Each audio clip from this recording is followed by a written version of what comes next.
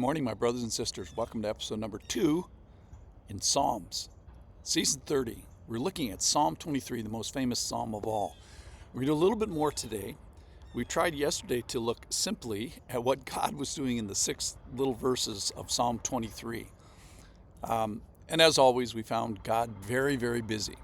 So today, we're going to ask kind of the flip question is, what is man doing in Psalm 23? What is our man? That is David, our representative, our chosen knucklehead, who happens to be a man after God's own heart, which is pretty cool. So in Acts 13, it describes David and kind of this is essential element of him. Verse 22, and when he had removed him, he's talking about Saul, he raised up David to be their king, of whom he testified and said, I have found in David, the son of Jesse, a man after my heart, who will do my will. So after his heart and will do my will. And this is kind of exactly what the Lord did not find in Saul. And he condemns Saul and says, your kingdom won't continue, and I'm continuing to look for a man after my own heart, which turns out to be David. So a good teaching point before we get started in Psalm 23 is that the Lord seeks men and women who are after his heart, that pursue his heart. And perhaps it's David's essential quality, this large heart that he has. It's frequently referenced as to what's inside David's heart and being a whole heart, not a divided heart. And then don't forget the second part of that, which is have the right heart, but also the willingness to obey. All right, so here we go. So what is David doing, and should we be doing the same things? I'll do it kind of verse by verse here. In Psalm 23, verse number 1, the Lord is my shepherd, I shall not want. So here we find David identifying in the Lord. He's content.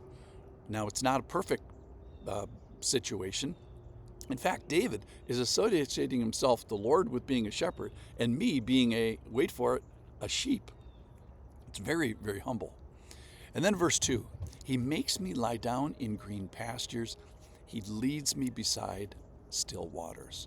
So there we see David cooperating with the Lord, and specifically cooperating in resting in what the Lord has for him.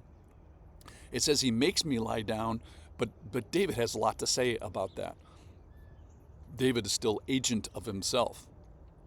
And then the other thing that's repeated in this psalm is David being led. He leads me beside still waters. So David is being led, and great men and great women of the Lord have a boss and are led. So let's not forget that. All right, verse number 3. He restores my soul. He leads me in paths of righteousness for his name's sake. He restores my soul. So a restoration is ultimately in him. Whether you have financial troubles or conflict with people, the point is, the big thing is being restored in him. He leads me in paths of righteousness. Then there we see it again. He's being led by the Lord. He's committing to the Lord, committing to follow the Lord, and doing it ultimately for his name's sake. And then verse 4.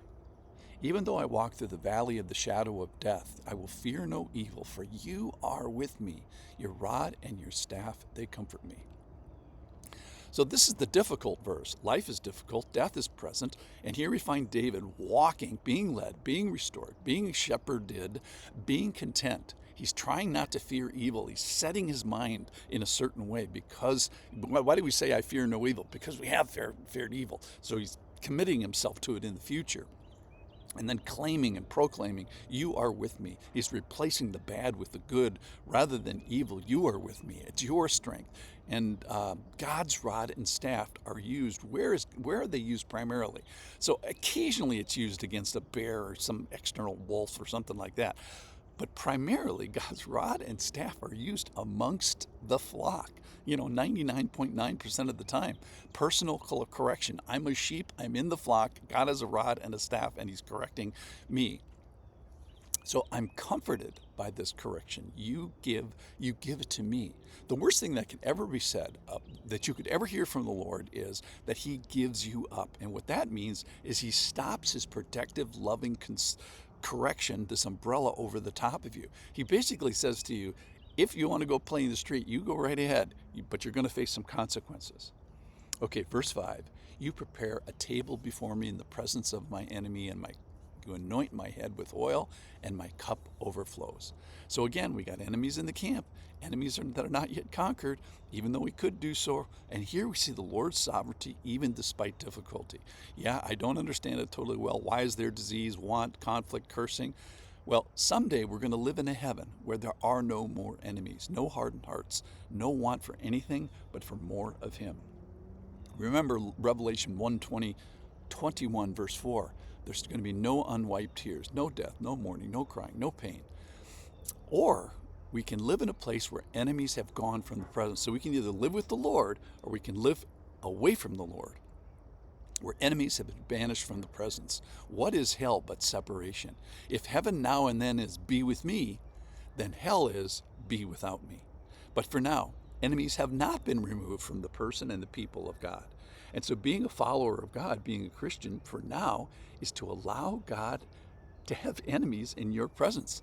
And they're watching your interaction with God, probably evangelically. So are we doing the activities of David?